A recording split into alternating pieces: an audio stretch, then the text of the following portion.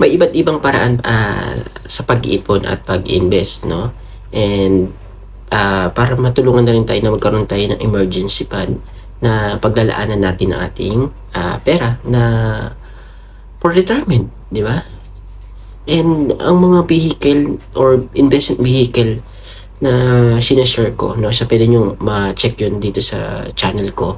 Like yung pag-invest ko sa MP2, sa SSS, and sa stocks, so, and sa bonds, yun. So, yun yung ang tawag dun is diversification. So, ginagawa ko,